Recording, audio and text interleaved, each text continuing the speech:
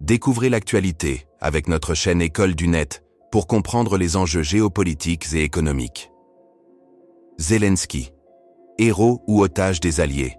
Volodymyr Zelensky. Héros ou otage des Alliés? La figure de Volodymyr Zelensky, président ukrainien, incarne une dualité complexe. Celle d'un héros national galvanisant la résistance face à l'invasion russe, mais aussi celle d'un dirigeant contraint de naviguer entre les attentes géopolitiques de ses alliés et les réalités d'une guerre prolongée. Zelensky a refusé d'évacuer Kiev lors de l'invasion russe en février 2022, déclarant « Il me faut des munitions, pas un chauffeur ». Ce choix de partager les dangers avec son peuple a transformé son image, augmentant sa cote de confiance et sa popularité. Ancien comédien et producteur, Zelensky utilise habilement les codes médiatiques pour mobiliser l'opinion internationale. Ses discours adaptés aux auditoires et ses apparitions en tenue militaire symbolisent à la fois l'urgence et la détermination. Son équipe maîtrise les réseaux sociaux et les images fortes, comme sa vidéo dans les rues de Kiev sous les bombes, devenue virale.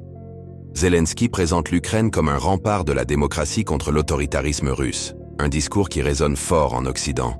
Il insiste sur l'adhésion future à l'OTAN et à l'UE, consolidant son image de défenseur des valeurs universelles. Cependant, l'Ukraine dépend crucialement de ses alliés, avec des livraisons d'armes et du soutien financier des États-Unis et de l'Europe. Zelensky multiplie les déplacements en Europe, Londres, Paris, Rome, pour plaider en faveur de son plan pour la victoire, incluant des demandes de missiles longue portée et des garanties de sécurité post-conflit. Cette dépendance le contraint à ajuster ses stratégies aux priorités changeantes des alliés.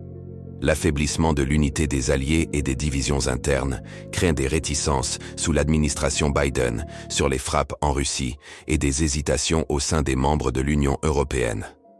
Donald Trump en 2025, avant même son arrivée au pouvoir, menace de réduire l'aide américaine envers l'Ukraine.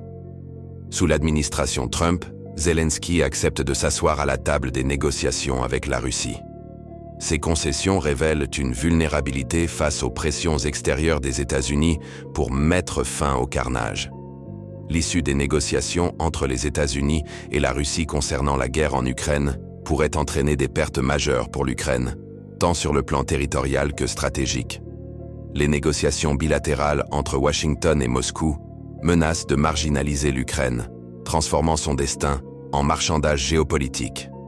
Les pertes potentielles incluent non seulement des territoires et des ressources, mais aussi une souveraineté amputée et un affaiblissement durable face à la Russie.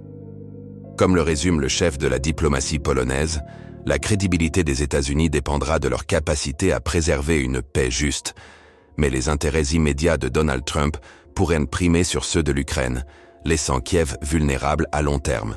Certains analystes soulignent que Zelensky est devenu un héros autant par nécessité que par choix. La guerre a révélé ses qualités de leader, mais elle l'a aussi enfermé dans un rôle où ses marges de manœuvre sont limitées par les réalités militaires et diplomatiques. En conclusion, Volodymyr Zelensky incarne à la fois l'archétype du héros courageux, porteur d'espoir en Europe, mais aussi un dirigeant pris en étau entre les exigences de son peuple, les impératifs de la guerre et les calculs géopolitiques de ses alliés. Si son héroïsme est indéniable, sa capacité à préserver l'indépendance ukrainienne dépendra autant de sa résilience que de la cohésion internationale, aujourd'hui fragilisée par les changements politiques et les lassitudes. Cependant, malgré son statut de héros, Zelensky doit gérer les critiques sur la corruption et les compromis politiques. En 2023, un scandale touchant des hauts fonctionnaires a éclaboussé son administration, le forçant à agir rapidement pour rassurer les donateurs occidentaux. Bref, le sort de l'Ukraine reste aujourd'hui incertain avec l'administration Trump, qui risque de contraindre l'Ukraine à accepter des termes de négociation qui lui sont défavorables face à la Russie. La vidéo s'arrête ici. Je vous pose la question suivante. La décision des États-Unis de mettre fin à la guerre en Ukraine promet-elle une paix durable entre les deux belligérants? L'absence réelle de l'Europe dans le règlement conflit va-t-elle aider à calmer les tensions? Autrement dit, l'Europe va-t-il renoncer à ses ambitions géopolitiques en Ukraine, étant donné qu'elle considère la montée de l'influence russe comme une menace pour sa sécurité? L'OTAN a-t-elle perdu sa crédibilité face à la Russie? Face à l'attitude qualifiée d'hostile de Donald Trump envers l'OTAN, assistons-nous à une division voire un éclatement de l'OTAN avec le retrait des États-Unis et de l'Allemagne, pour qui l'extrême droite promet de se retirer de l'Union européenne. Dites-moi votre avis dans les commentaires et n'oubliez pas de vous abonner et d'aimer la vidéo pour être averti dès qu'une nouvelle vidéo est disponible. Au revoir.